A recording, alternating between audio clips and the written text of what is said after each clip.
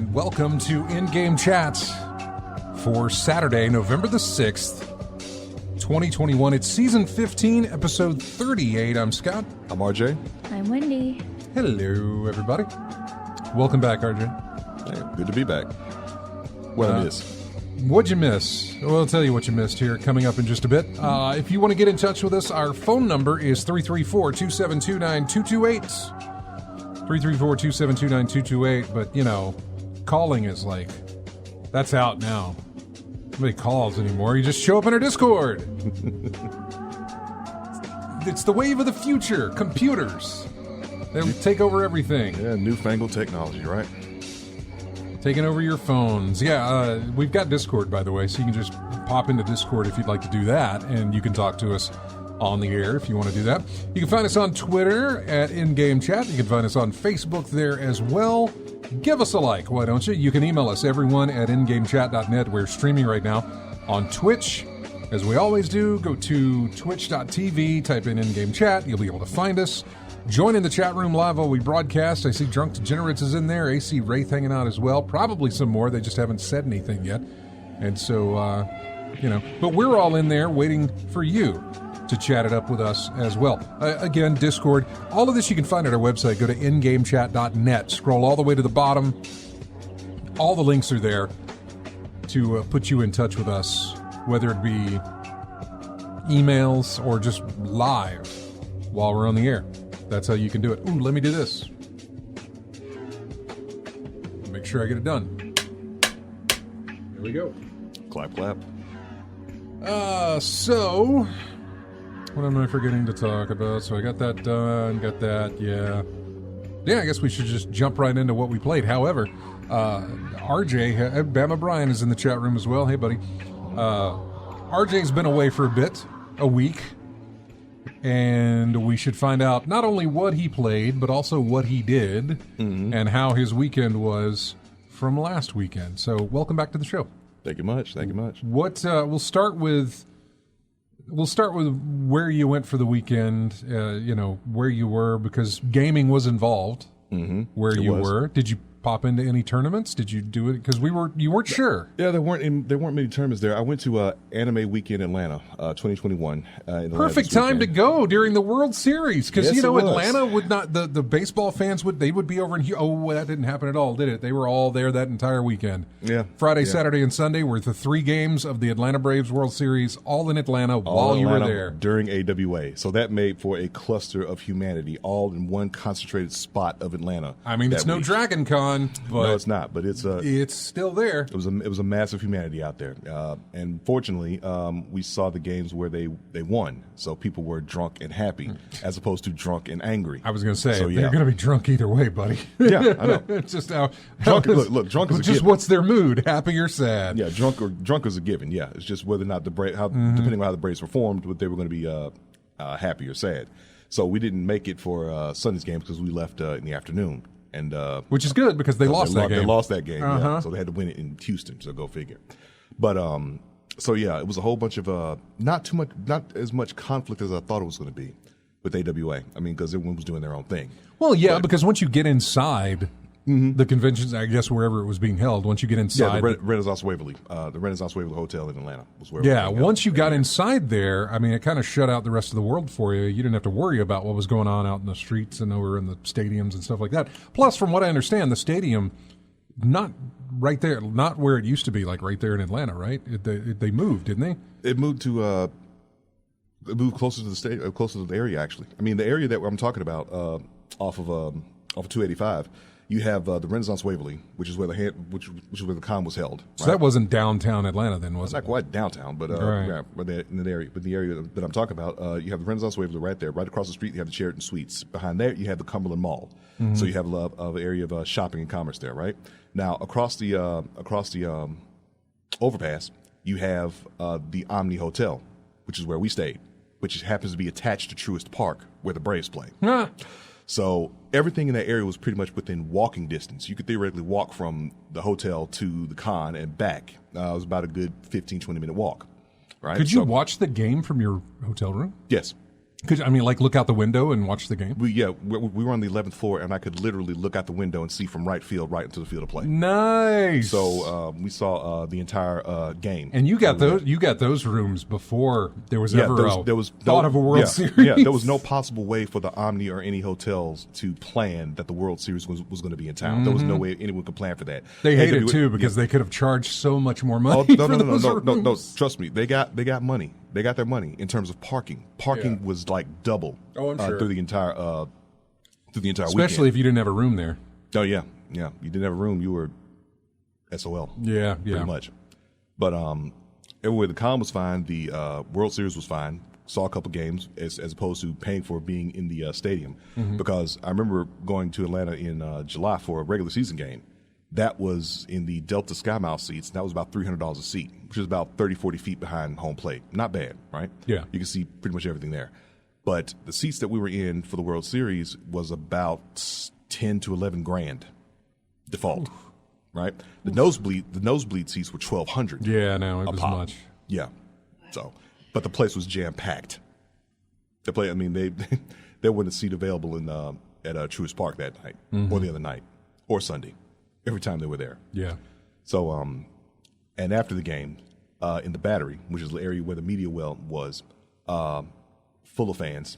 I'm sure. There were hours and hours and hours afterwards, like 3, 4 in the morning, which led to some very interesting elevator rides come around midnight, coming in the Omni. I've had drunken couples. I've had the elevator full of policemen who you knew how hard they were working. Kudos to them, man, because they were working the crowd of the World Series. I mean, fatigue clear on their face. I mean, dude was just. I remember one dude had almost like a 1,000-yard stare eating his Chick-fil-A sandwich, just staring into nothingness. He was just that fatigued, but he had a long way to go. It was midnight at the time I saw him. Yeah. Right, and I knew he was going to have about at least 3-4 hours left in that shift before he could relax and go home. The drunken sorority that was on the elevator as well. Preceded by a guy who stuck his head and said, "Hey, you don't mind riding an elevator with a bunch of pretty girls, do you?" I said, "No, I'm going in." So about 10 or 11 women came in all dressed in black evening wear, every one of them drunk and apologetic for some reason. Like, sorry for taking this elevator. Well, more than likely, they're just like, I don't know, I'm not cognizant of my facilities, so I will apologize in advance. No, that was the first drunken couple I saw. Okay, well, then there's the first drunken couple did that. Guy said, "I apologize in advance for anything she says," and she said, "Plenty." On the way up there. Okay. Yeah, so good time, memorable time. It was had by all. But like I said, the main focus was AWA. So anime themes, saw some good shows, saw a lot of things in the dealer's room, got a lot of prints from the artist's room. The video games there, they had the video game staff was running 3 tournaments. They ran Guilty Gear Strive, Tekken 7, which didn't get too much attendance, but the main tournament they ran was Smash Brothers. Still to this day, Smash Brothers is still getting a ton of people in there, and they had to cap it at 64.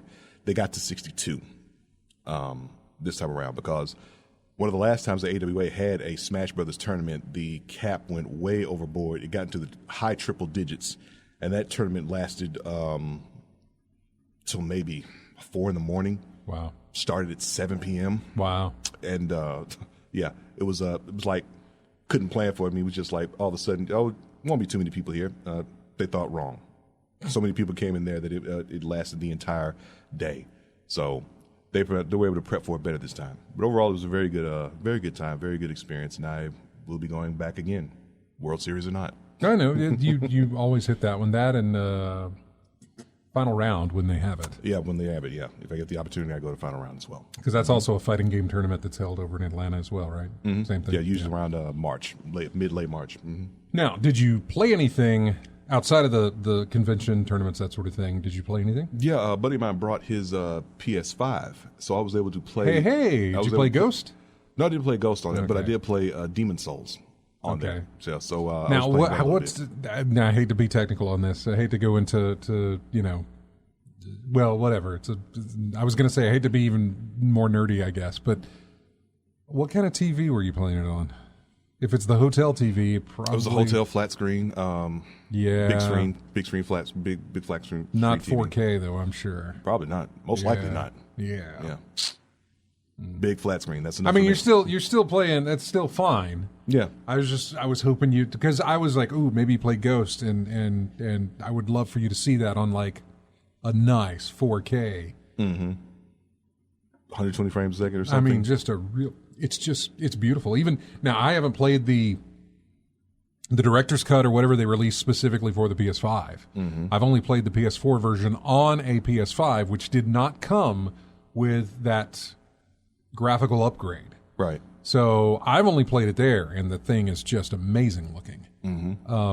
So I can only imagine what it would look like, with the upgrades and everything else to see what that looks like. But on some good equipment, yeah. Demon Souls as well. Demon Souls, right? Demon Souls. Yeah, Demon Souls. Yeah. Probably also would look amazing. From what Blue Point has done with what they did with Shadow of the Colossus, going from that to what they did for the PS4, right? Of all things, going with Demon Souls to what they did with PS5, which, by the way, Sony now owns Blue Point Games. I think we covered that. We have talked about Blue Point before, yeah. I remember. Right, that. there was a tweet that leaked where Sony was welcoming them into the fold. Yeah. Except they issued another tweet that had a completely different company that they were welcoming into the fold. Maybe it was Supermassive Games, I guess, or something. I don't remember. Not Supermassive, but whoever did Returnal. Okay. And that name is it's. I'm drawing a blank on the developer of that name. Resogun is their first game. Housemark? Yes. Housemark, okay. So I think... Thank you, Internet. Yeah, I think they got pulled into Sony. But it leaked around that time. And then not too long later, they issued the... Not too long ago, I should say, they issued the tweet where, they were gonna... They had bought Blue Point. So now they work for them. Yeah. But yeah, speaking of Demon Souls, not to jump into our discussion, did you watch any of that Elden Ring gameplay? All I saw was that little video they had of it, but not actual gameplay of it. They released 20 minutes of gameplay? Okay. So it's probably on YouTube by now, right? Oh, well, easily. Yeah. So I can just look it up. I think it was on Tuesday or Wednesday they issued... They posted the 20-minute gameplay video. It's Demon Souls-ish. I mean, watching it, I was like, oh, that's Demon Souls. Like the way the character is designed, the way the character moves, the combat. I'm like, okay, it's Demon Souls. Just here's a new dressing, Yeah. Or Bloodborne. Even though I think Bloodborne can stand on its own, away from that whole Demon Souls type of thing. But as soon as you put a dude in armor, I'm Demon Souls again, Yeah. Which Bloodborne didn't have that. No, you just basically had your duster and your fancy hat. Yeah, exactly. Yeah. You have your stovepipe hat or your pirate's hat or whatever. I forget but the name of these things. But the setting for Blood, everything about Bloodborne, with the exception of maybe the combat. See, and obviously some of the mechanics with definitely with pairing. Yeah. With the before I played the game, when I was told that I had a gun, I thought it was going to be purely offensive, but that's not the case. It is really a defensive tool. Yeah, your gun is purely defensive. I mean, unless you have something special, I think the cannon maybe, but it takes so much Quicksilver to use that thing. It's not even really practical to use it like that. Yeah, that's Drug Degenerates. It looks a lot like big Dark Souls 3. Is I guess the vibe that it gives off. I mean, it gives off a Dark Souls vibe, a Demon Souls vibe. Yeah, probably because of the setting. That it is medieval, I suppose. You could call it that. Sort of thing. That's the aesthetic I get from Dark Souls and Demon Souls. You get the medieval setting, and then with Bloodborne, you get the Victorian Old English setting. Right. So that's pretty much what makes it stand out from Dark Souls more than anything else. Is just the setting alone. And but you've had how many? So there was Demon Souls, and then there was Dark Souls. Demon Souls, Dark Souls, yeah. And Dark Souls had 3. 2 Dark Souls, Dark Souls 2, and Dark Souls 3. Yeah. Yeah, and Demon Souls had 2. Demon Souls, all I know is just one Demon Souls. Oh, they've only had the one. Okay, one Demon Souls. So 1 Demon Souls, 3 Dark Souls. Dark Souls. And a Bloodborne. And I know with the significant DLC. But the Dark Souls and Demon Souls, those are related, right? Those situated From software in this, but they don't exist in the same universe. They're not the same character. I haven't seen anything overlapping with that. I mean, the same character, just a different look. I mean, you have the Maiden in Black in Demon Souls, and you have the I forget her name, but she's pretty much the same. She does the same thing. The Nexus, and you got the bonfire from in Dark Souls. So Demon Souls and Dark Souls have no relation. It's other than gameplay and what it looks like. I mean, it's pretty much the same game, just a little bit of upgrade. Today I learned that Demon Souls and Dark Souls are completely separate. I always thought that there was just like Demon Souls was like an exclusive we did for whatever company. Then we did Dark Souls that everybody could play. And it's basically Demon Souls. We just retitled it. It's pretty much the same game to me. Just the same type of characters, just different names and different clothing aspects of it. It's about the difficulty and challenge of getting from one point to from beginning to end. Really, that's what it's really all about. Well, if you you don't even have to watch it with audio. If you just Google that Elden Ring footage on YouTube during a break or something, you can just it'll take you 10 seconds.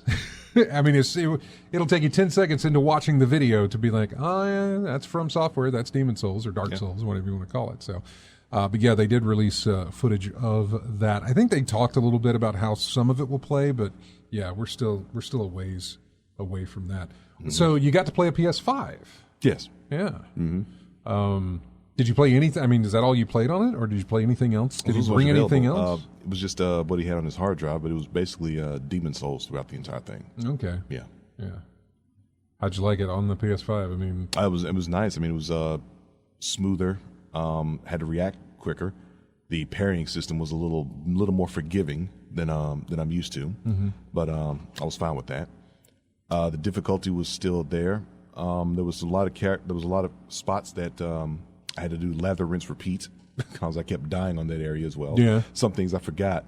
It was like I'm running on a bridge. I'm like, I could have sworn that something happened here. And then the dragon came and took everyone out. I said, oh, yeah, that guy. Yeah, okay. And then he came back again on the second section of the bridge, and then again on the third section of the bridge, mauled by dogs that I didn't remember. Came jumping out of the dark. That was one thing. And since the shadows are a lot more detailed than thing, you didn't see it till he was jumping, till the mouth was open at your face. Oh, there's a dog there, dead. Go back. That was something I noticed playing. Last night we were playing Animal Crossing, and it was at nighttime in the game world, and the lady like changed my hair, and we're outside and like did a completely different thing with my hair. I couldn't tell what she had done. It was too dark. I couldn't tell, but I was just like, that. I don't like that. So I had it revert or whatever.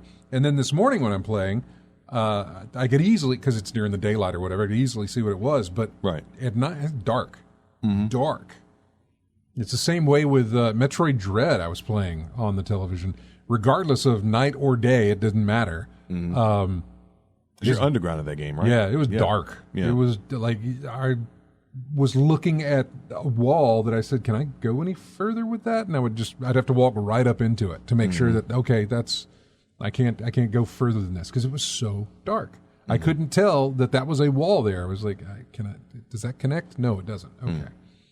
You didn't have any brightness settings on there that you could adjust? You do, but I adjusted them the way they had instructed me to adjust them, which was, make sure this logo is whatever, that sort of thing. But that's such a broad, nebulous description until it's barely visible. What do you mean by? I know. Yeah. But for a Metroid game, I was just like, I don't need to worry too much about this. In first-person shooters or first-person mode 3D type of games, not in a side-scroller type of thing as to what Metroid is. I just didn't think, it's no big deal. I'll set it to what it is. Most of the time, you're right, though. No, I don't. I will go to their level and I'll look at it and be like, no, that's too dark. Let's brighten this up a little bit. And I would brighten it up. If it's a horror game, I go all the way bright so that I can see everything that's looking at me, waiting to attack. But yeah, it's very, very dark in some settings on those games. So, but yeah, Speaking of which, you have on your PS5. Did you ever get to see the show on PS5? Not on 4K? PS5, no. Because I remember how good it looked to you seeing 3D when you bought the show. I think on Gamepass, it looked. Well, pretty good I should. right? Well, no, I didn't buy the show on Game Pass. I actually may have been GameFly that I got that in. Okay. Because I know I didn't buy it. Okay. But it may have been GameFly that sent me that version of the show way back when I was playing in 3D and watching that. The 3D only worked when the ball was in play.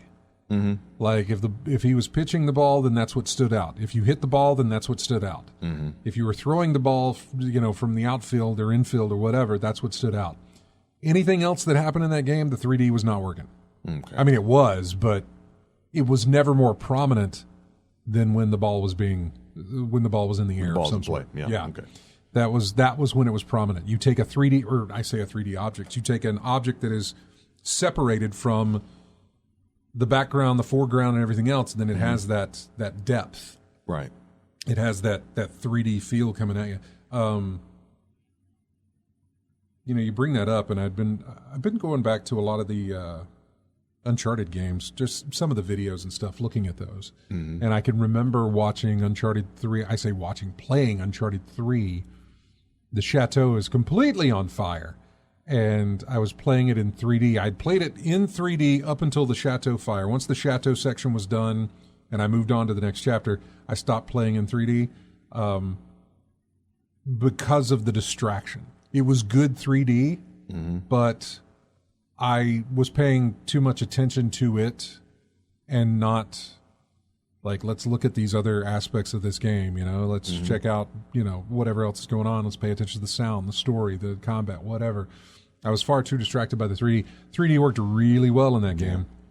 Have you ever had another situation where you like the background or the artwork or the 3D is done so well you miss those important things, like an important item to pick up or an area you're supposed to go? In gaming, no, I didn't put a lot of time into 3D gaming. In any other kind of viewing, like movies, TV, things like that, sure, easily. Yeah, you can easily be trying to pay attention to the 3D that is happening there and completely miss whatever they're trying to point out to you, unless of course it is the 3D itself. A lot of things were doing that whole gimmick of, well, it's 3D, let's throw stuff at the camera. Yeah. The best 3D is there are two aspects of 3D: before the window and beyond the window. Beyond the window is that whole gimmick of stuff coming out of the screen at you or whatever. Before the window is what I consider to be the best test of 3D. If they can get before the window right, it's so good when that works. And before the window is where you have depth. The frame, nothing's coming out at you, but you can see in the frame that somebody's in the foreground, somebody's in the background, and there you can tell the depth. It's not flat. Yeah, but you can tell depth when the 3D is there. Yeah, I know the gimmick is throw stuff at the screen. Yes, that's all, and that's fun, and it needs that because you need that gimmick. But when you're not doing that all the time, you need to have that other aspect of the before the window sort of 3D effect. Yeah. And that's really when it works. And I'm trying to think of some of the best examples of that. I have said many times, the movie's not very good, but the 3D in the movie is the best I had ever seen because of how they did it. And it is 2016's Ghostbusters. Yeah. Fantastic. I wish I could see that in 3D again because it was so good how they did that. And I've explained it on the show, but for those who may not know the explanation, for those listening thinking, is he talking about Ghostbusters being good? No, the movie is not good. The visuals are. The visuals are great. Yeah, the visuals are great. The 3D is just the best. What they did, and I credit it to this, but I'm sure there's more to it than this. You have, it's letterboxed, right? I mean, when you're in the theater, the black bars are there. But anytime a 3D effect took place, whatever that 3D effect was stretched beyond those black bars. So, in other words, here's what I'm trying to say. With your 3D glasses on, it gave that effect that things were beyond the window. Right. While also doing the before the window stuff really, really well, anytime it came out of the screen, it didn't even have to come out of the screen. It could be beyond the letterboxing. I'm trying to remember seeing that it would give an example. Any of them that involve ghosts. Okay, so that scene with the beast on Leslie Jones's shoulder, she was walking out the club. Was that going beyond the bar at the top? That was going beyond the bar at the top. Yeah. Okay. So that's the thing. If okay. you took your 3D glasses off, the image of whatever was that 3D was also beyond those black bars. It went past the borders at the top. Okay. Basically, what they did, they shot the entire film with those black bars put in afterwards. Mm-hmm. In other words, the whole thing was full screen, is what you would normally call it. The whole thing was in, and I can't remember the aspect ratio of what it would be. 16:9. Yeah, 16:9 or 4. It's not 4. It wasn't 4:3 though. Okay. But it was probably full screen 16:9 basically. Okay. And then they put the black bars on there and kept it that way. Shot it for that sort of look. But anytime there were effects that needed to come beyond that, they would stretch above that black bar on the screen, not in your 3D. I mean, it came in that way as well through the 3D, but on the screen as well. And I think that helped the effect, and what made it so good was that it did give the presence that it is reaching beyond the screen because it was dipping below those black bars. Right. But it was doing that already. They had already made that happen on the screen, but the way it affected the 3D was just amazing. That's a lot of 3D talk. I apologize. I'm big into my 3D. The games that worked well in 3D, by the way, just to give you an idea, was MLB The Show. Yeah. Was good. Uncharted 3 had good 3D as well. The other one was Killzone 2 or 3. I can't remember which one. The one that had the train sequence. For anybody who can remember. It was the Killzone that had the train sequence. That in 3D, that whole sequence there was amazing. I remember when I wrote the review about Killzone 2 or 3, and I can't remember. It was up on Colony of Gamers, our old site. I wrote a review about it and mentioned that the 3D was very, very well done. It was kind of the first foray into 3D. It may have been 2. Probably 2. Because I put in a Killzone train. It says Killzone 2 train mission. Yep. That's most likely the one. Yeah. So that was really good 3D effect. And then there was they had their little demo, kind of like they did with their PSVR. Right. A little demo disc of like, here, show off the 3D, yeah. The problem with gaming is that, and a lot like I think with VR as well, you play a game a lot longer than you watch a movie. Yes. And so you're in that effect, wearing those glasses, seeing that view far longer than you are when watching a film. Your eyes will get tired. Your eyes get tired already.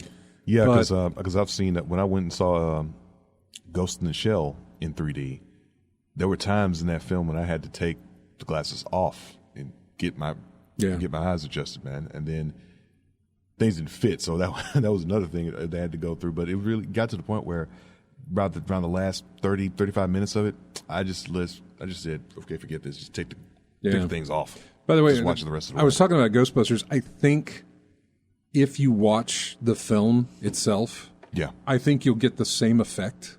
It won't be in 3D, but I think they will stretch beyond the frame of the screen. And so I think you can see that, and you don't need the glasses to do it, I think. Beyond the borders of the letterbox, you mean, right? Right, yeah. I have actually not watched the film since I saw it in the theater. No. And I think I went and saw that game. I think I saw that movie twice. Yeah. Because of the 3D. Yeah, it was real good. It was real good 3D. Does 3D work for you, Wendy? I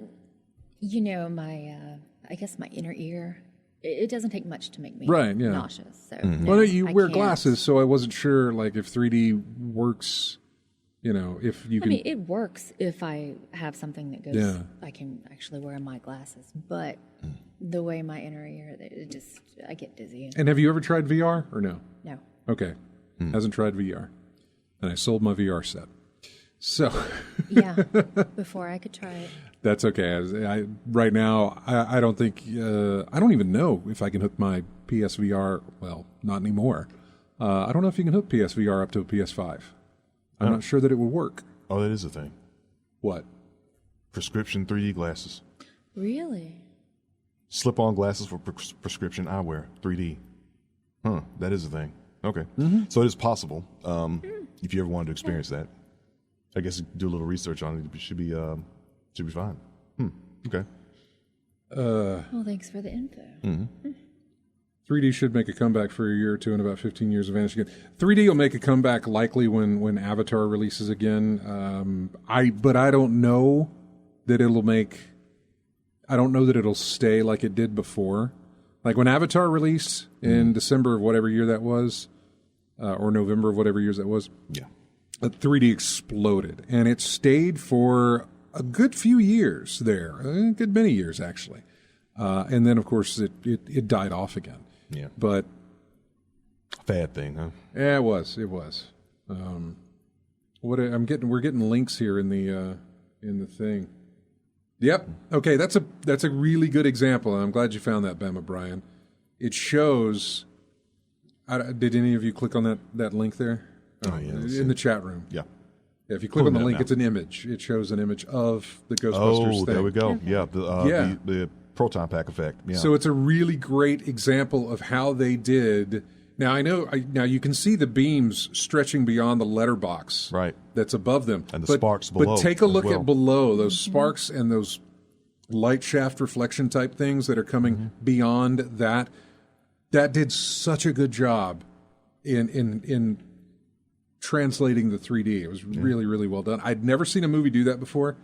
Haven't seen one try it since, although I think 3D was kind of dying out at that time anyway. So, yeah. Hey, we need to take a break. Ramble. Ramble. We'll find out what Wendy and I have played when we come back, and we'll also take Chris. Yeah, we'll take Chris's call as well as soon as we come back here. Going to take a break. Well, I forgot to send over my music. Really? Uh-huh. How'd that happen? Should have done something, and it didn't. It's part of our charm, folks. Right. We always find a mistake somewhere within the first hour of the show. Sometimes at the very end, we find the mistake. And I have a way to get into it. Mm-hmm. And I will do that here while I'm on the phone with you. Or while I'm on the air with you. Oh, you're on the air with us, yeah. Because you're the king of multitasking. I know, right? Yep. While we're waiting, let's just go ahead and take Chris's call while I do What's this. going on? Hey, Chris. Well, I got a little bit more news. Disappointed when I opened up my new monitor and everything. I had a line of dead pixels about 40% from the right side of the screen all the way across, a vertical line that was dead. Oh. Yeah, so contacted Amazon early this morning as well as Asus and see what route I could go, and they said, if Amazon couldn't get it or work with it, or if they were out of the product, I could just call back and give them a code and pick up from there. So called Amazon, they were very helpful, and in the process I found out when I had purchased it, it's now $300 cheaper. So. Oh wow! Did you get a refund? Did you get some money back? Yeah. In the end, of course, the guy that helped me was very generous. Outstanding customer support, and of course, I know he's from overseas, but I could perfectly understand him. Unlike some other people, you may have to deal with from time to time. But and I explained to him, hey, it had dead pixels on it and all, but when I looked up on the website now, I see that the same product exactly is $7.99 instead of like $10.95 what I paid for it. And he said, just let me put you on hold. I'll write up a ticket and everything and see if they'll give you a difference of the purchase price. And if not, I'll go ahead and set up a return where you can return it if they refuse to do that, which I got a notice and say they don't do that. So I got it all boxed up, ready to go out tomorrow and take it to UPS store tomorrow. So I'm going to finish the return on that and then bought me a new one that should be arriving in 2 or 3 days. So, it's tough to wait on it, but I can put up with it for a couple of days. No, yeah, of course, especially since you got it cheaper, and yeah, exactly. And then once the refund comes in, it'll all be good. But I went ahead and ordered that sucker and said, yeah, I'll just at least have the new one here, and whenever it gets here, I can be ready to go. And, you know, money's not an issue at this point for right now for getting the money back.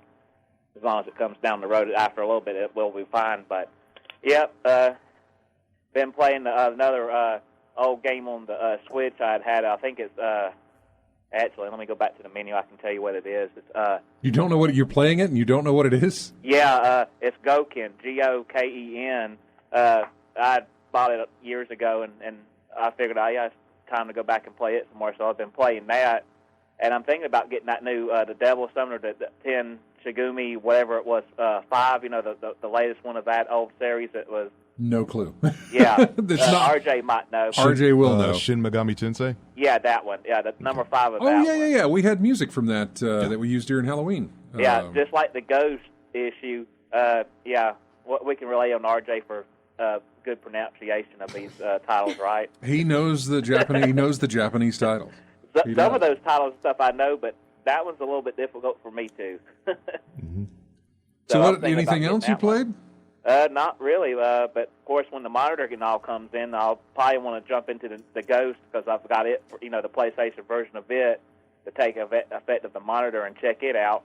And I've got only one 4K movie, that has the 3D Blu-ray and everything, and the regular DVD all combo all together, and that was the live-action remake of Battle Angel from the anime that came out in theaters years ago, but I never have opened it. So I know that's another one I haven't watched. I do have the Steelbook edition came with the 3D Steelbook, same here. Yeah, but I don't have a 3D TV to view it with. Yeah, but, it was probably good.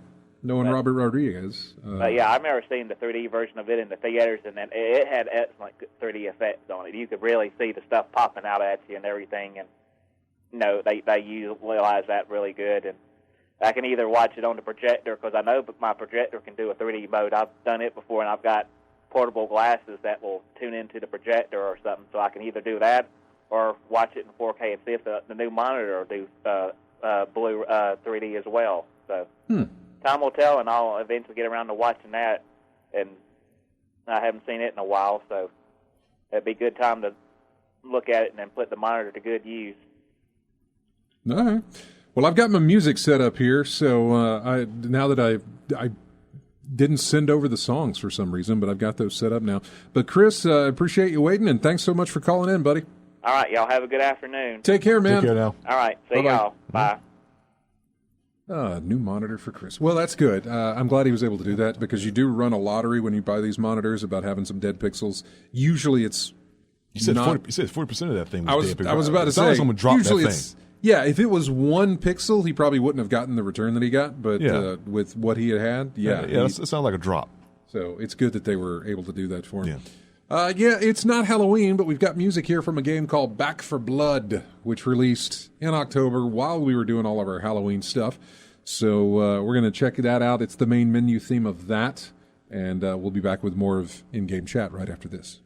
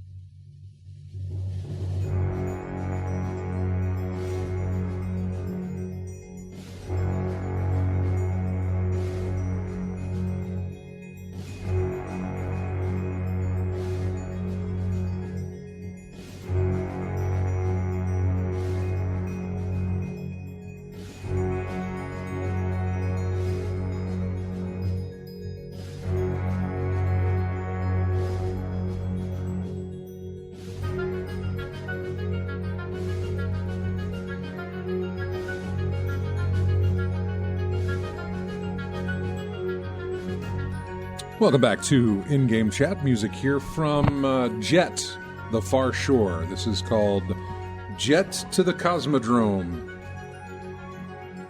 Don't really know a lot about it. You're right about the Elden Ring gameplay, by the way. Yeah, did you take a look at it? Yeah, I saw a little bit of it during the break. It is exactly dark. It is the Souls. Right. So this is a Souls genre. Which there's absolutely nothing wrong with that. I have said again, I will play Burnout games all day. You can release a new Burnout game as long as it's just same stuff, different tracks. I'm good. Yeah. You don't have to change gameplay. You don't have to do anything. Just give me more of it. Yep. I'm perfectly fine with that. Even if you called it something else. Yeah. I would be fine with that. Which Forza Horizon is not that. I know Horizon's an arcade racer, but not what I'm used to as far as arcade racers. Yeah. You know, like Ridge Racer and Outrun and Burnout and Blur and all these others that we have. So the time limit is get from point A to point B as quick as possible, yeah. Right. All right, well, Matt's on the phone. Hey, Matt. Heyo. What's going? What got you calling in? Oh, I was just getting off of work and heard a little bit of you guys talking about VR and RJ mentioning about how prescription lenses for VR, and I was like, oh, I have those on my Oculus. The Oculus. What do you have Rift. again? I have the Rift S. The Rift S. Okay. I've been kind of eyeballing the Oculus Quest, but I'm not sure I'm Me there too. Just for the simple fact that some of the games like Resident Evil 4 and the Star Wars are only on that. They're not supporting the Rift S anymore. yet. Wow, I didn't know that. Yeah. Why would those not be on? I would think that you would be able to play. I mean, if it's an Oculus product, I would think you'd be able to play it. Yeah. Regardless of which version you have, but I guess not. I think they're selling them through the Oculus Store. And you don't have access to the Oculus Store, even though you have a Rift S or whatever it is. I do, but not the Quest games. So there are games specifically for the Quest that I don't have access to. Wow. Now, So but I'm curious though. Well, no, you can't. Not with the Rift S. I was thinking of the Quest. I'm tired of these names. I was thinking of the Quest because the Quest is, all in one type of thing. It is you don't need a separate PC. You don't need anything. It's ready to go right out of the box. You charge it and you can play it, and there's no wires that need connecting to in order to do that. But if you do want to play games on your PC in VR, at least VR games from your PC, it's one cable. It's one USB cable that connects to it, and then you can do it. And I've heard there's a little bit of latency issues with that from some people that have that. Right? See, I'm not. I really haven't done the research that I should on this, and even what research I've done, what I'm trying to find out is there, because this thing was released a year ago, so they have a refresh on the way. Is there an advancement coming up where I would rather wait? Hold off, get the new model instead of buying something that's going to be, that's going to be older, I guess, or last gen in VR terms, I suppose. Because once they stop supporting it, I mean, then when they move on to the new thing, they put all their weight behind that. Man, yeah, I don't know. I'm still, I'm still playing it out just to see. I've been down the VR road before, and I like it, but to get back into it, I want to make sure that I'm getting back at a good spot, basically. Yeah, because I've already done spending several $1,000. Right, I've already done the early adopter situation, and I don't want to do that again. So, understandable. Yep. So I'm going to hold off on that. And you said they make an adapter for the PS4 or something like that, or the PS5 for the VR. I've just heard that the PSVR works. I mean, like I said, I haven't looked into it that much, but I've heard that because they have people talking about PSVR games for the 5, and I don't think there's a new VR system. So not yet. Kind of heard that. Yeah, we're supposed to be getting one at some point. There's one that is being worked on, I guess, but no, there's no PSVR for the PS5 yet. But I believe we'll get there. So I mean, I might be wrong about about the PSVR working with the PS5. Working with the PS5. Well, no, because somebody in the chat room mentioned that as well. Okay. Yeah. Drunk Degenerate says he thinks there's a cable or an adapter you can get to hook up the PSVR to the PS5. So okay. So yeah, we think that would work. However, it doesn't matter for me because I don't have a PSVR anymore. Oh. You got rid of yours? There was too much of a deal going on at GameStop there for a while for older consoles and for PSVR. Like the amount of money they were handing out in store credit was just massive. Oh. Yeah, that's why I'm looking into that Oculus thing because I've got got a lot of store credit over at the GameStop. Okay. A lot of store credit over at the GameStop.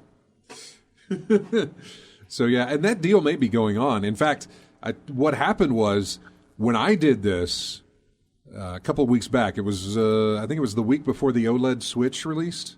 When I was doing it, if you were a pro member and you were taking store credit, you got a whole bunch of money back. But if you wanted it in cash, it wasn't very much. Now, all right, or just a week or so ago, I think it was, I was reading where, if you are a pro member, their little pro member thing, then it doesn't matter if you want store credit or cash, you're going to get the same amount. And it was on the high end. Wow. So the $275 I was getting back for like an Xbox One. In store credit, if I just waited about a week or so, I'd have been able to get $275 in cash for that.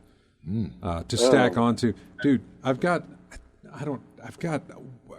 like 4 figures worth of money at GameStop right now, waiting to either be spent on gift cards so I can transfer them to cash or to sell it or whatever I want to do with it. Yeah. So, I mean, it was a good deal. It was a great deal. And I think that deal may still be going on if you've got any older consoles from the... See, they don't have inventory. They don't have stock. And so they're incentivizing everybody to trade in their stuff because they don't have the next-gen consoles to sell this holiday season. They don't have a good supply of, I would say, current gen. I'm not sure when that... Normally, that transition is over and done with at this point, but because not a lot of people have them, I have no idea if we count them current gen or next gen. I don't know. But I would just say the systems. We're coming up on almost a year of hard to find PS5s. I believe we've already hit, or we're about to hit a year. It's either this week or next week when the PS5 released last year. I think it's this week when the PS5 released. What day? November 12th. Yeah, it'll be this week. Yeah. It'll be Friday, I think. Friday will be a year since the PS5 released. And the Series X released, I think, a week before. So yeah, we're already, of course, we're already past the year point of when the 30 series of NVIDIA cards released. November 10th. Oh, November 10th, just a few days. Yeah. So we're already in a year on graphics cards. We're about to hit a year of consoles, and they're still hard to get and hard to find. Yeah. So, are you looking at getting a console, or are you still doing the PC thing?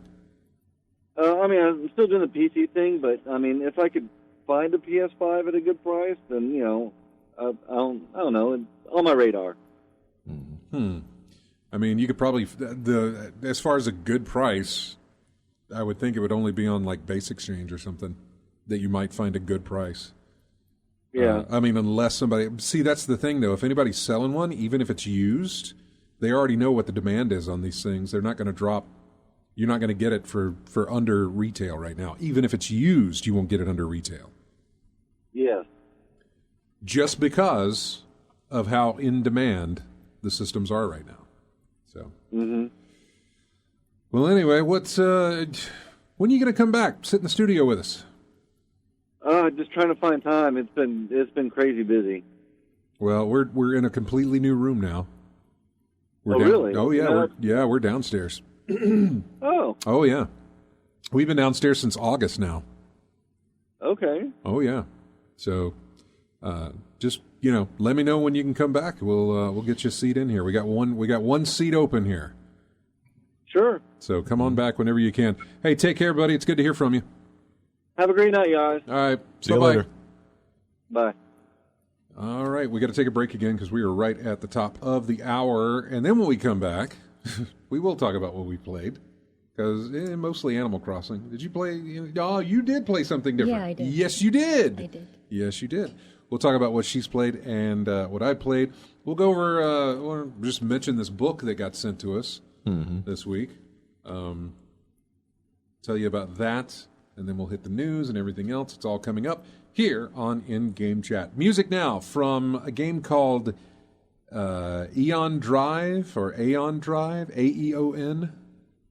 Aeon Drive, kind of like Sound like Aeon Flux. Aeon Flux, yeah. Aeon Drive Unstoppable is the name of this track. Unstoppable is the name of the track. Aeon Drive is the name of the game. We'll be back with more of In-Game Chat right after this.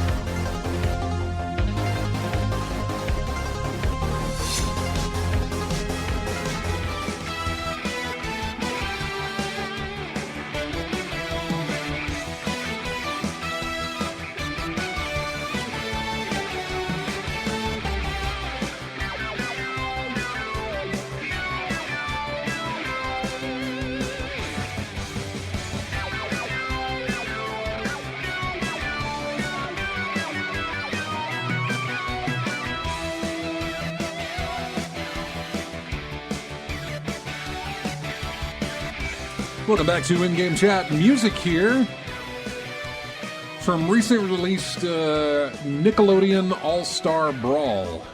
Basically, it's Smash Brothers, but with Nickelodeon characters. Yeah. Someone was talking about that at AWA, actually. Yeah? How broken Michelangelo is in that game. Someone found an infinite with him. And it's it's ridiculously easy to do. So much so that I think that character got banned from tournaments or whatever. It don't take long, so give them enough time. They will find all types of ways to tweak and break the game. So yeah, someone found an infinite combo with Michelangelo there. By the way, that game is already on sale. I don't know when it released, but it is currently seeing where is it at here? Find out when that game came out. Yeah, want it. Because this is interesting. Nickelodeon All-Star Brawl. Yeah. Yeah. Initial release date 2001. I'm trying to find the what? It says initial date 2001. All-Star Brawl, right? Nickelodeon All-Star Brawl. Yeah. Really? October 5th. Okay. Yeah. Good. Thank you. Because I'm like, wait a second. No. October 5th, and I'm not sure what the retail price was to begin with. I don't know if it was like a $40 game or $50. I think it was $60. I think it was full price. Full price, maybe. Yeah. Because right now you can pick it up at Target for $20. Mm-hmm. It is currently on sale with their Black Friday thing. Yeah. And it is $20. By the way, that's across the board. If you want it on the PS5, the PS4, the Switch, the Xbox, $20 for All-Star Brawl. Well, it could be a number of reasons. I mean, it's not rated very well. Maybe someone recognized it for what it is, a Smash Brothers clone. Same format, just different characters or whatever. Yeah. Maybe some people are burned out on the game itself. And this isn't the first time we've seen games where they've been released and then very soon after, the price just drops dramatically. Look up SpongeBob Battle for Bikini Bottom. Speaking of Nickelodeon. Find out. I think that came out earlier this year or maybe even last year. Let's see. But January 21st of 2020. 2020, okay. Rehydrated? No, this is Battle for Bikini Bottom. Okay, yeah, it says SpongeBob SquarePants Battle for Bikini Bottom Rehydrated. Must have been a remake of something. Must have been a remake of it, I guess. Yeah, well, that's $20 at Target as well. So think about it. A game that came out in October is now the same price as a game that came out January of last year. Okay, wait a minute. Oh, wait, never mind. Platform video game. It's just, 2003? October 31st, 2003? That doesn't sound right. Because I did say the one was called Rehydrated. That must be what this is. That must be the rehydrated version. Okay. Because it's got to be the remake, because it's Switch, PS4, Xbox One, and that would not have been 2003. Yeah, platforms. Oh, yeah, platform, PS2, Xbox, GameCube, Microsoft Windows, Game Boy Advance. Yeah. Yeah, Battle for Bikini Bottom. Yeah, the original. It must have been 2003. The remake is called Rehydrated. Yeah. And that was the one that came out, let's see. Another one that's on sale here is Immortals Phoenix Rising. That came out last year. It's a Ubisoft game, and that came out last year, full price. It was already dropped down for some Black Friday prices because I remember buying it and didn't even play it, and I returned it back to GameStop here recently when they were doing those bonus trade-in things. But right now, you can pick that up for the PS5 or the Xbox One or the PS4 for $15. The other thing is that... the Switch version is $20, which is strange. I think because it released more recent than the others. But yeah, $15 for a game that came out last year. This is what I'm kind of hoping for. Valhalla, by the way, Assassin's Creed Valhalla on all platforms, $20 at Best Buy. Currently, right now, you can do that right now. With any of these we just mentioned, Immortals Phoenix Rising, Best Buy, $15. You can do that right now. MLB The Show... for it doesn't say which 21? one. It's this year. I'm just. 21, it doesn't say what platform. Okay, but it is. It's $20 at Target right now. Yeah, typically. Well, since the World Series is over, you got that break in between. Come around March. It's usually March when the new one comes out.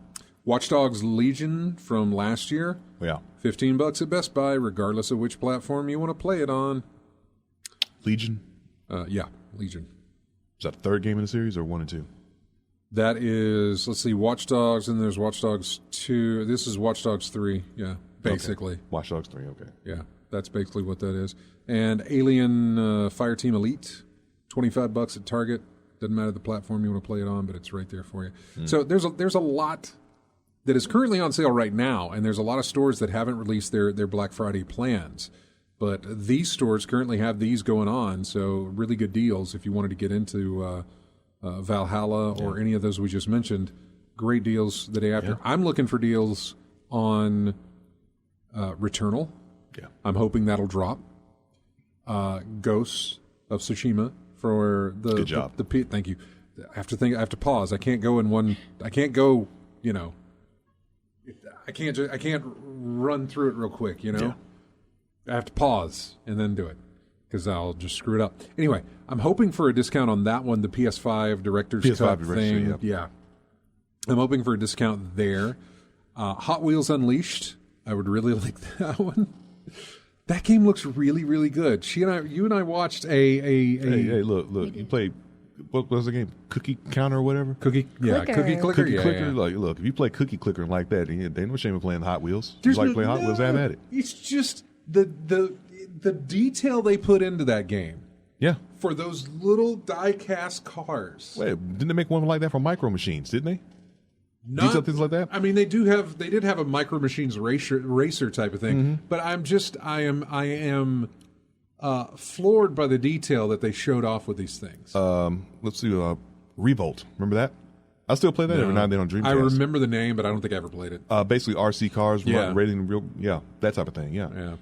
Good times, man. It's still a fun game, even to this day. But Hot Wheels Unleashed came out in September. There's already a deal for it, but I'm willing to bet either all the other stores will show up at that price. I think, and I can't remember who's got it on sale or who had it on sale. But I think either it'll drop to that price for Black Friday or it'll go lower than that. I hope. Yeah. So that's another one that I'm looking into. And there was another game I was thinking about. There was Hot Wheels Unleashed, Returnal, Ghosts. Oh, Ratchet and Clank. Okay. Yeah, the most recent one that they did. Yeah. Yeah, I'm hoping that might see a little price drop as well.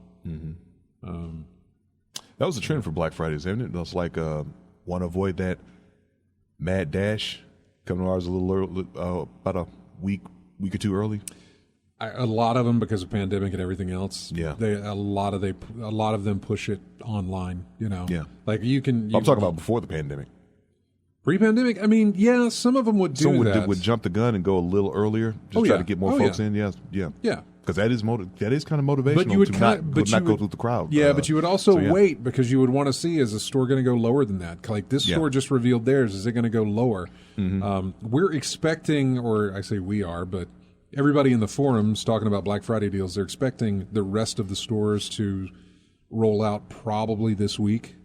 With their ad scans and everything else, so we'll have a better idea of what's going to be on sale for Black Friday. So we've got a spreadsheet here that is constantly updated, and we'll let you know what shows up as far as what's on there. Something that might be, you can call in and ask if you want, but something that might be more recent, like look at the drop. Oh, Guardians of the Galaxy. That's the other one that I'm looking for. That just came out not too long ago. Right. And so I don't know what kind of deal we'll see on that one, if we'll see a deal at all, but here's hoping. So I really thought about any Black Friday deals myself. Couldn't think of any titles other than King of Fighters 15. Looking at that, they're still releasing characters and everything like that, but nothing really hit the radar lately. Yeah. It's not as big of a kick as I was on previous Black Fridays, I guess. But, right. And I'm totally fine with that. Yeah. I think I'll see it when I see it. Right. Yeah. I'll look for the usuals, like some more Hue lights to get, Hue light bulbs to get, or we're trying to get her a chair, a computer chair or desk chair, Monitor. An office chair. You want a monitor too? Monitor. Yeah. Sure, it'd be good. I got to find something that would. And the fancy keyboard. Keyboard. You need a keyboard. She needs a fancy keyboard. I want mechanical? a fancy keyboard. Yeah, yes. Must be mechanical. And what was it? Why must it be mechanical? Click. The click. Just the click. Clicky. I get it. I totally get the number it. one reason for mechanical keyboards I've talked to about is the clicking. And the feel. Yeah. The feel. What was the one that looks like a old-fashioned, old-timey keyboard? Some brand I saw. It was a Micro Center a while back. It was just a. That's the one that I was showing it was him. it was a small keyboard, but the keys looked like the old-timey typewriter. They have that, and they also have key tops, I guess is what they're called. I can't remember. Keycaps. Keycaps.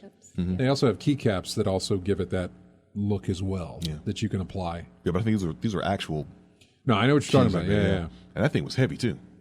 I picked that thing up and was like, "Ooh, this for a little keyboard. This thing got." Did you go to Micro Center while you were in Atlanta? That was in July. It was in July. When we went to the Braves game in July. We went to Micro Center as well, so we saw a whole bunch of other stuff out there. I have not been to a Micro Center.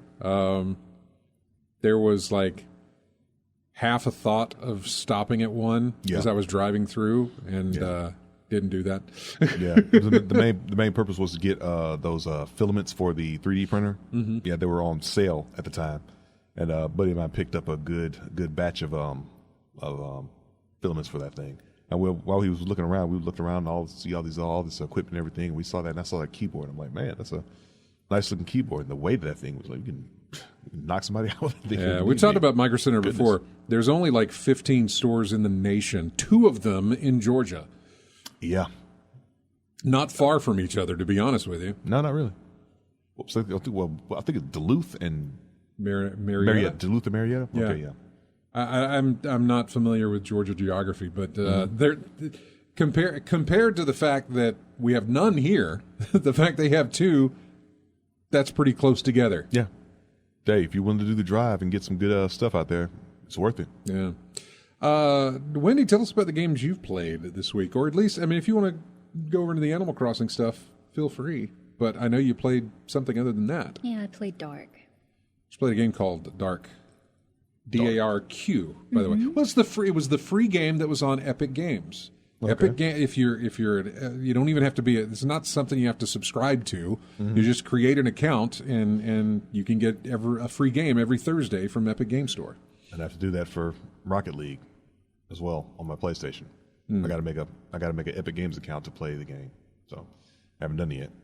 Well, if you've got a PC and an Epic Games account, put the Epic Game Store on your PC so you can get a free game every Thursday. This past Thursday, it was Thursday before last. Halloween Thursday was Dark, DARQ. Really cool looking game, but you played some of it. I haven't played any of it, but you played. I got some pictures pulled up. It looks I think the first thing I think about is Tim Burton. Yeah, it's very dark. When I look at this white. thing, yeah. Well, how did you? Yeah, it's about Lloyd. It's a boy, and he realizes that he's dreaming. So he's in his dream, doing puzzles, trying to. Is he trying? Yeah, I was going to say, is he trying to get out of his dream, or is he trying to find a meaning to his dream, or? Yeah.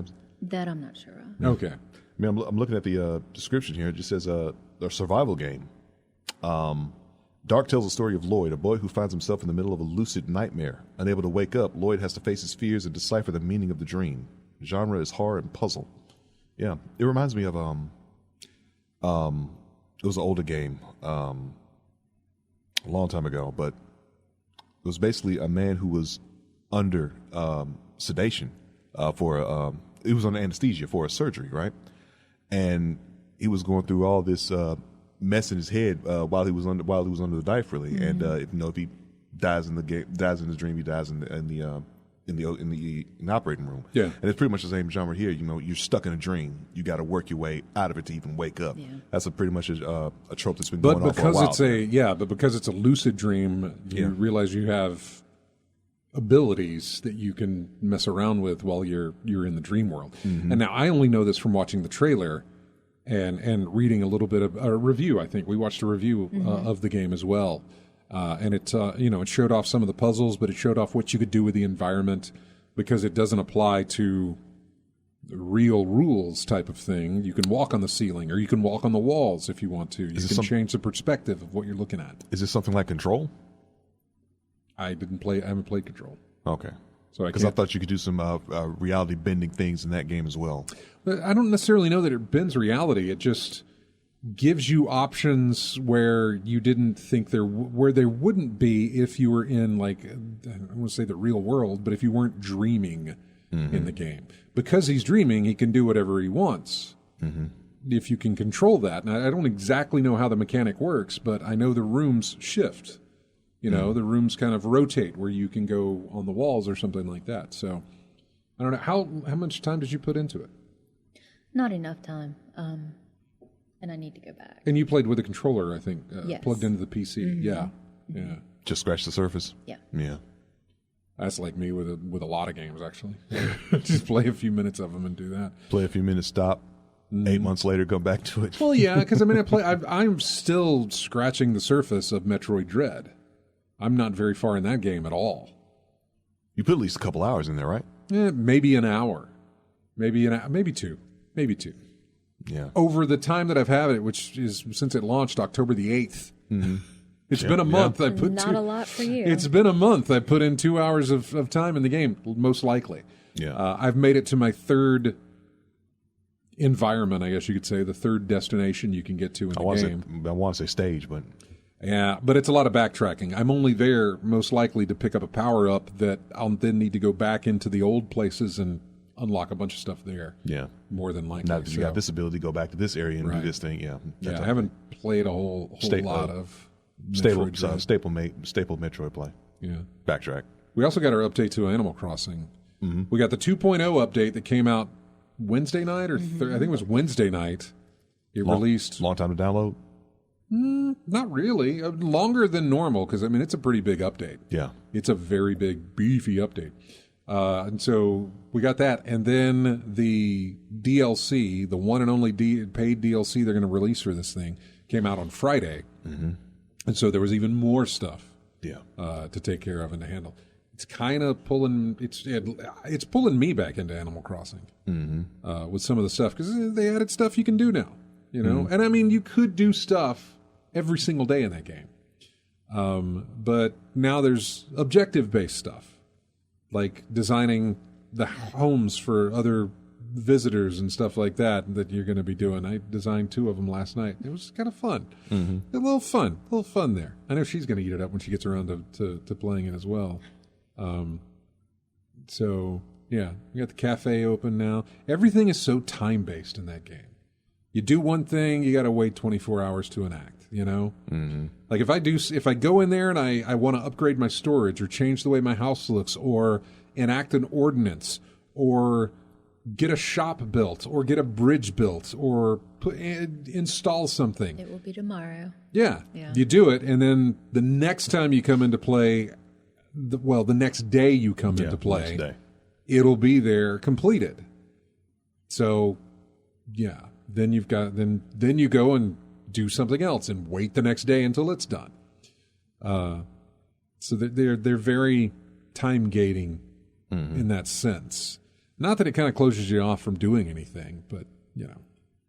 Anyway, there was a lot of stuff. Over 9,000. I said, what was it? There's a lot of stuff added, and if you take in all the different combinations of what they add, it might be some reskins or some different color variations of what it is. There's over like 9,000 items that they've added into the game. A lot of stuff for you to do with Animal Crossing. Animal Crossing and Dark, did you play anything else? No, that's it. For me, it was Animal Crossing, and it was Metroid Dread, Destiny just a little bit, and I jumped back into Uncharted Lost Legacy again. Again, I told you I've been poking around with Uncharted before, and I forgot that we had started back playing that, and so I went back to the PS5. Actually, I logged into the PS5 to get my PlayStation Plus games. Yeah. You know, to claim those. And I was like, let's play some Uncharted. So I got back into that. And I was like, yeah, it's fun. It's fun. Yeah, I'm trying to remember the one that I think I picked up something free on there too. It was some party game on the. I forget the name of it. It was basically humans and androids on a ship, and they're trying to like kill. It's kind of like Among Us. I know what you're talking about. Yeah. But it was free, so I just added it to the library. I'm gonna have to find the name of that thing now. That's one where you have to. Like all of you are on the ship. Yeah. But one of you is kind of an imposter. Yeah, so you basically go around and kill everybody as stealthily as possible. Right. And you know you're the imposter, but anybody else does not know, you know, if you are, and you have to keep your disguise up and that's it. First Class Trouble. Yep. Yeah, First Class Trouble. Which reminds me of a game that released on Steam years and years and years and years ago called The Ship. Where you're all on a ship and somebody is the murderer. Yeah. And it's going to come around and kill you, but you don't know who that is. If you know, unless it's you, but yeah. Yeah. I was looking at the list here. It was First Class Trouble, Kingdoms of Amalur. Yeah, you said Knockout City, and it's typical fare with these games. Like something you already got or just not interested in playing at all. Really, yeah. Just free game though. It's free, but free game. It builds the library. Yeah, but the space is limited. Well, I mean, you don't have to download it. You just add it to your account, and then you can have it, you know, whenever you want to. Yeah. But you do have to claim it, by the way. Yeah. So yeah, I played. That's it. I played those games. I didn't play any Orwell this past week. Yeah, never touched it. Never touched Orwell this week. Anyway, let's see. Yep, we're at a break here, which means we're not going to have a lot of time to talk about news here. But when we come back, I'll mention this book. I have not read the book, but it was sent to us, and I'll read it. The first chapter I'm already interested in. Yeah. And I'll tell you what that first chapter is when we come back here, if I remember to do so. We got more in-game chat on the way. Here is music from that game that I'm waiting on to go on sale, Hot Wheels. This is the menu music for Hot Wheels Unleashed. We'll be back with more of in-game chat right after this.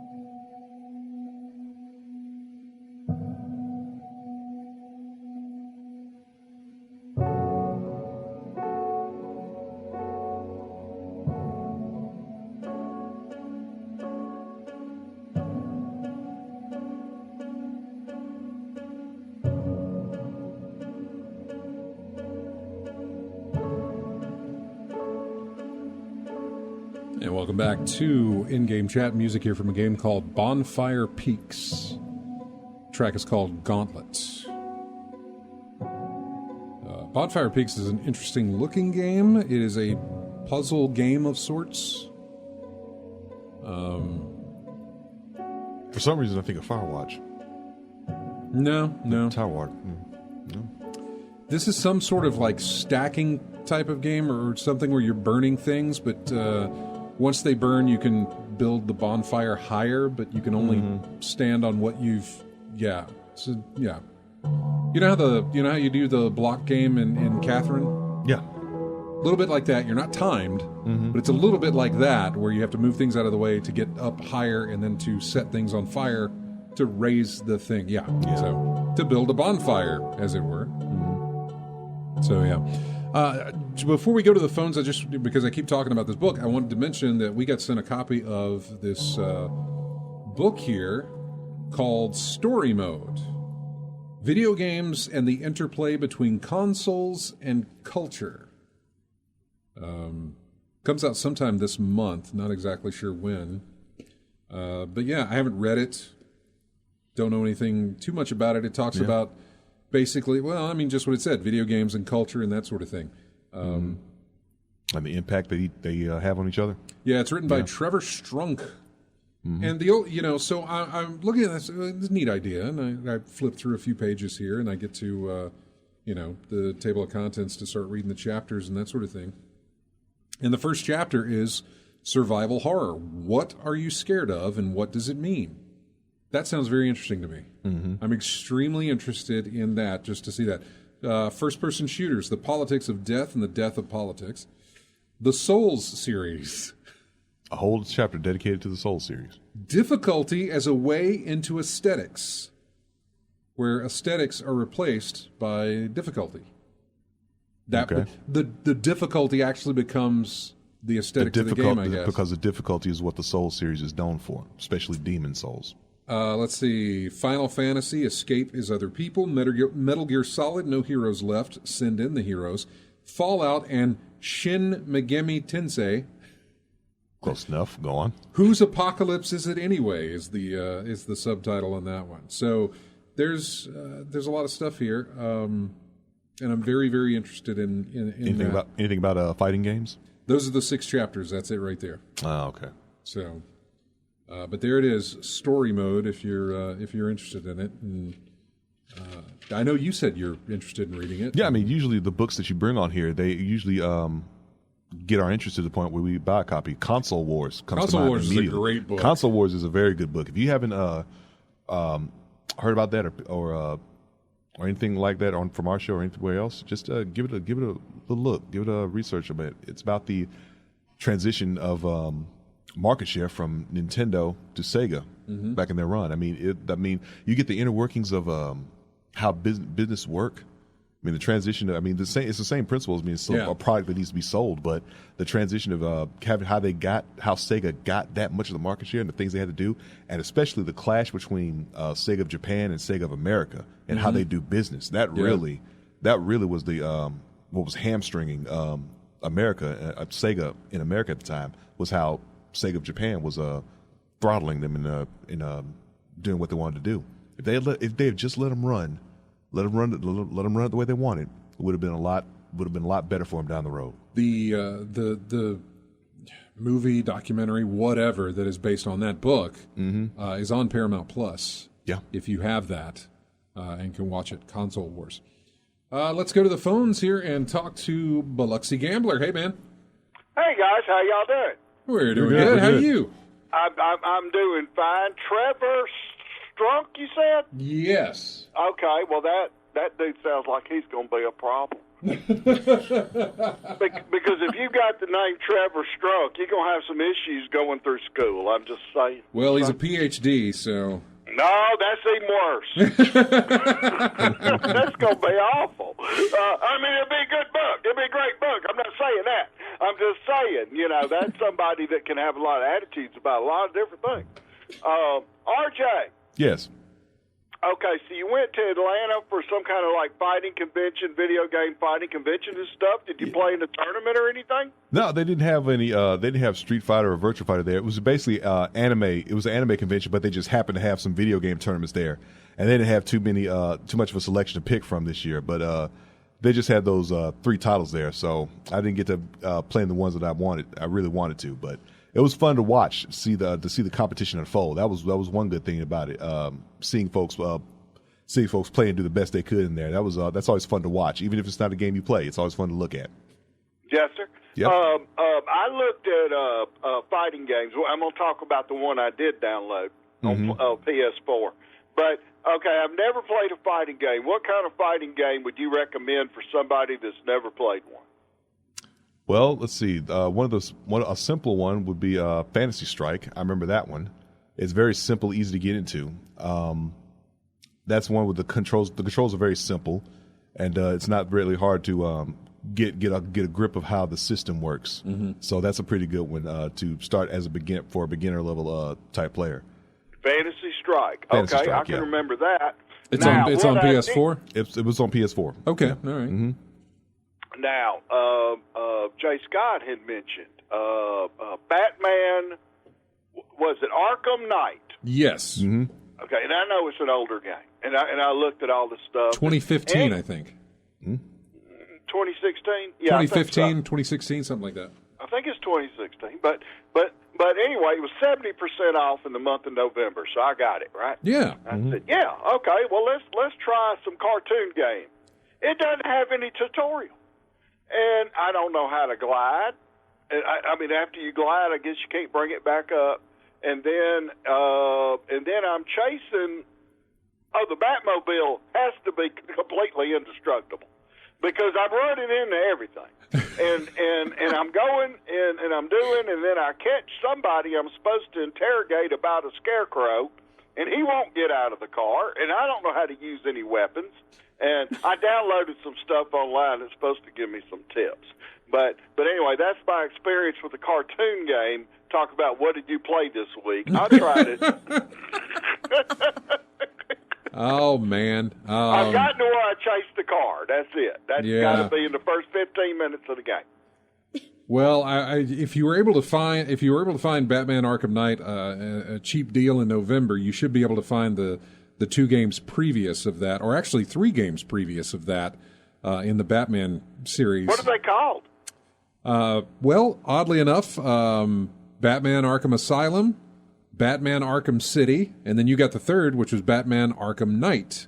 Okay, so I'm too deep. I'm 3 into it. Okay. Right. There was so also what's the first one? Yeah, the first one is Arkham Asylum. Arkham Asylum. Okay, Yeah. Arkham Asylum and Fantasy. What was that again, RJ? Fantasy Strike. Fantasy Strike, Arkham Asylum. I'll start there. All right, man. Thanks. All right, thanks, guys. Take care, bye-bye. Right now. Yeah, I'm not really itching for a Batman game, but I am. I don't know why. I keep wanting to jump back into these older. Like, I want to go back through the Uncharted series. I haven't played those in a long time.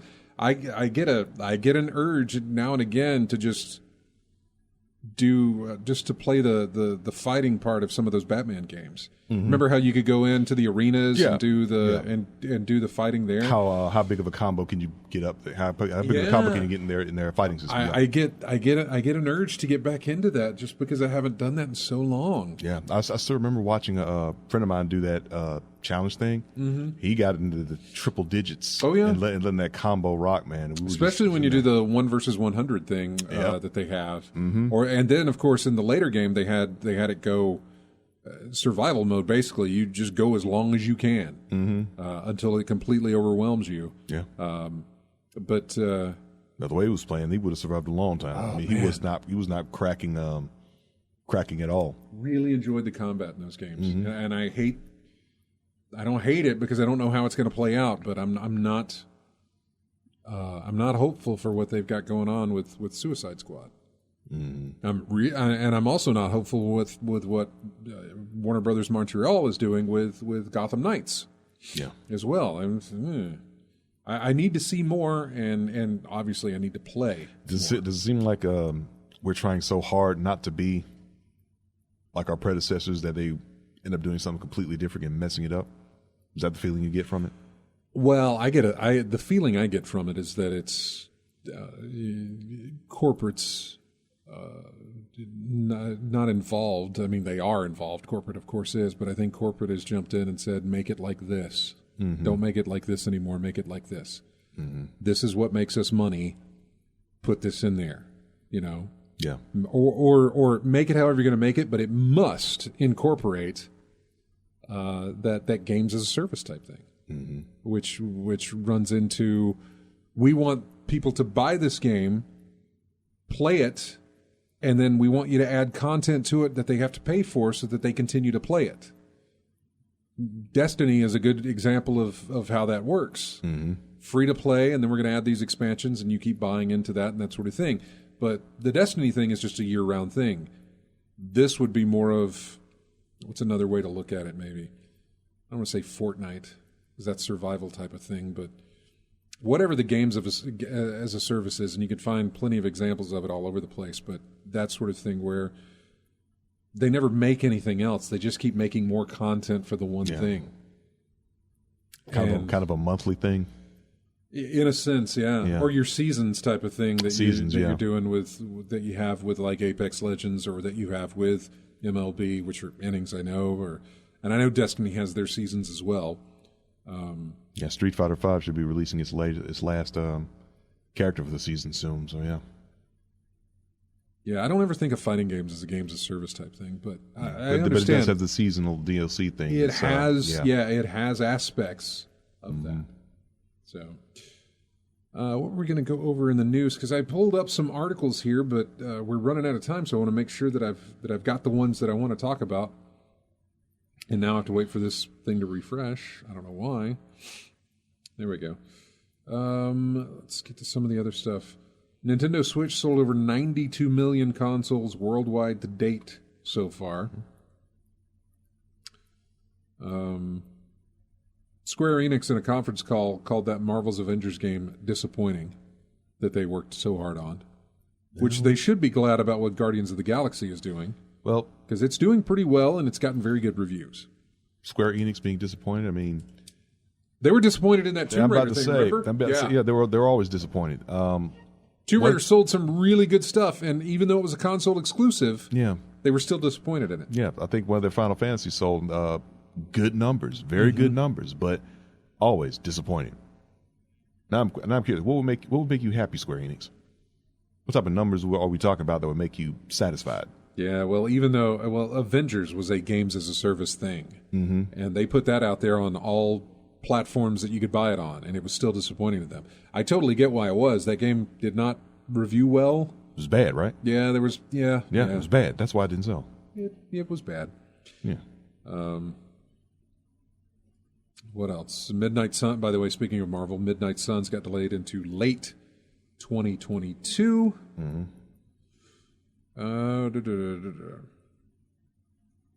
Yeah. All the updates for Cyberpunk 2077 have been pushed into next year. That was an article that was released a few weeks ago. Originally, we were supposed to have a lot of updates this year for Cyberpunk 2077, but they are now pushed into 2022. So that game is, still not finished. It's not. It's not, and it's, it was never going to be, I don't think. No. Let me see. When was that game? Let's see. Which one? Cyberpunk. When was it released? When was that released? It was not last year. It was year before last, I think. Was it year before last? September 17th of 2020. It was last year then. Okay. Yeah. That's right. Feels like it's been out over a year now, but no.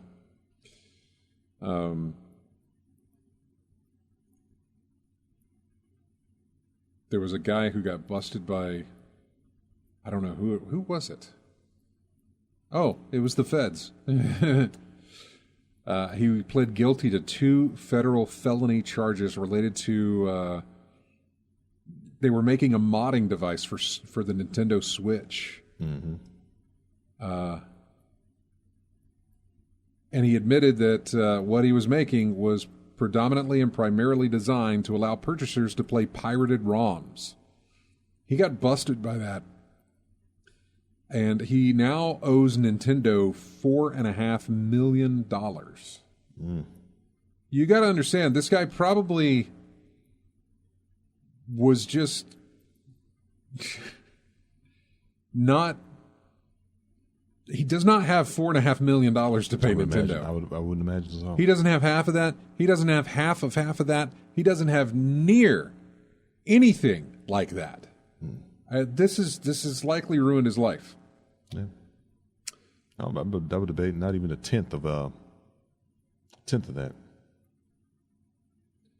The plea goes on. The plea deal that he goes on to admit that the enterprise attempted to cloak its illegal activity with a purported desire to support homebrew enthusiasts who wanted to design their own games, but the predominant and primary design was to purchase and play pirated ROMs.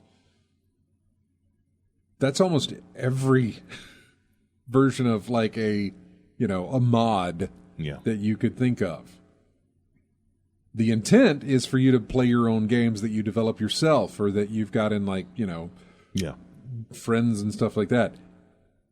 But no, nobody ever uses it for that, for the most part. Nintendo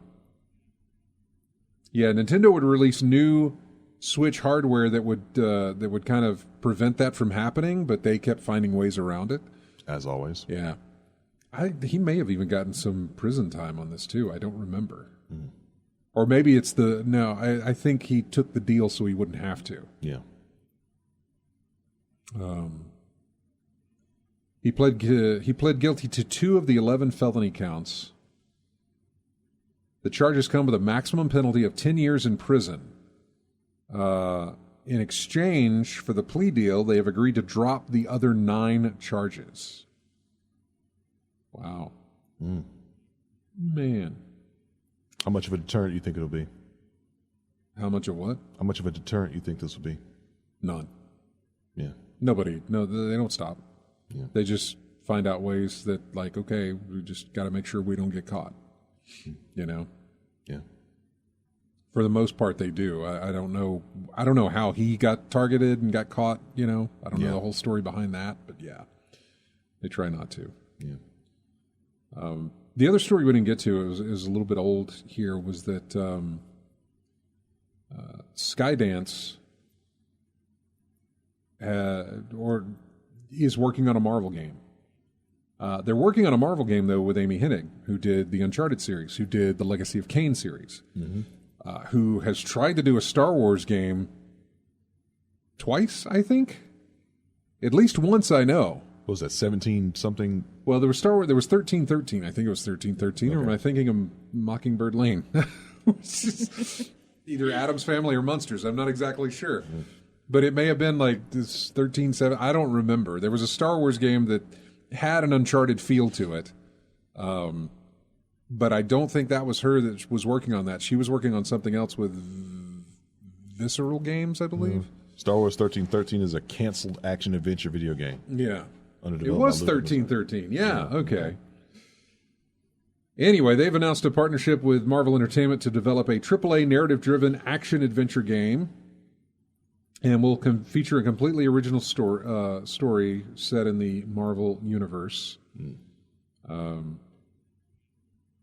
We don't know what it's going to be. There's some speculation it might be a Daredevil game. There's some, but they don't know. They don't know exactly what it's going to be. She was working on a game for Visceral, for a Star Wars game for Visceral Games. Of course, Visceral Games doesn't even exist anymore. Yeah, shame. She also helped with a game that we saw coming out for, I think, PlayStation. Is it Forsaken? Forsaken? I think it's a game called Forsaken. She was a consultant on the story for that game. I don't necessarily know that she had any other involvement than that. Keeps pulling up Destiny. I know, right? I could be wrong on the name of the title. It was just revealed in like one of those state of play things or something that we saw, where they show you just a bunch of games in like a 30-minute period, and you get a bunch of different games to look at. Anyway, I need to reach out to her. I need to see if she's up for coming on the show again, or at least just check in on her, see how she's doing. I haven't talked Is to her it in a long Forsaken time. or Forspoken? Forspoken, that's what it Okay. is. Forspoken. Okay. That's the title she's working on. So yeah, Okay. meant to mention that. I only for the fact that she is working on something. She was working on some VR stuff. She had joined Skydance Media, and really all the Skydance New Media is what it's called. Yeah. And all that they had done at the time, I think, was like some VR stuff. And I thought, oh, she's going to dip her head or dip her toes into the VR world, which there may be something to do with this. But as far as I know, because they said that, it is a narrative-driven action adventure game. It's probably not going to be in the VR territory. Which makes perfect sense for what she's working on, or for the fact that they have her for that, basically. So yeah, good to know. Glad she's got something going on, but I should reach out to her, see if we can get her back on the show. That's one of the other things that I keep thinking about when I'm playing these, going back into these Uncharted games. Yeah, was. Her involvement and thinking and remembering her telling me how these things worked and how they were doing these things is really kind of cool. Let's see. Was there anything else? I don't know that we have time for too much else. Just a reminder, like I know, if you can find a good deal on a game, go ahead and grab it. But keep in mind, people earlier in October bought that Nickelodeon Brawl game for probably full price. And a month later, it's available for $20. So just keep in mind, right now is not the time to be buying video games. It's honestly not the time to be buying anything that is in your electronics or even just normally stuff that you would buy for like Christmas and holiday shopping or whatever. Yeah. Your keyboard that you're talking about, and the monitor and the chair and everything else. I know. We're right here on the cusp. If you could just hold out for like another, I would say a week. I think we'll know in a week's time, but at least 2 weeks. You might find really good deals on some games coming up. On a lot of things coming up, to be honest with you. So yeah, but we'll keep you posted on that. Just hold off. We'll do our Black Friday stuff as we always do when it gets around to that time. So. Anyway, we're coming up on the end here. Far Cry 6, we got music here from Far Cry 6 because that released while we were away. Ubisoft is known for dropping the price on their games during Black Friday. Even when they release 2 weeks ahead of time, before Black Friday. Far Cry 6 didn't. It released last month, but by the time Black Friday rolls around, you're going to see a deal on Far Cry 6. I promise you. I don't know that for certain, but this is the way they work. They typically do this, so yeah. keep an eye out, look for it. Yeah, they really typically do it. They did it for Watch Dogs Legion last year. That was a game that came out in October, and they had a deal for it by Black Friday. Assassin's Creed Valhalla, I don't think ever saw a deal except for maybe the previous gen consoles, if you want to call them that, like the PS5 version and the Xbox Series X version. I don't think were on. No, they weren't on sale, but you could buy the previous version games and get them upgraded to the newer versions. So yeah, just keep all that in mind. You're likely to see some deals. If you didn't get a PS5 until or an Xbox Series X until sometime this year, those launch titles that came out last year are probably going to see a discount if you haven't already bought them. It's tough to get a new console and not get new games for that console that take advantage of it. So just keep that in mind. Thank you guys for joining us. Thanks everybody for calling in. Matt, Chris, Biloxi Gambler, we really appreciate it. Don't forget to like us on Facebook. Don't forget to follow us on Twitter. Don't forget to follow us and like us, subscribe to us on YouTube and Twitch, and join us on Discord and everything else. We really appreciate you guys listening every week like you do. Thank you so much. Here is music from Far Cry 6. This is called Libertad. Yeah, we'll see you next Saturday.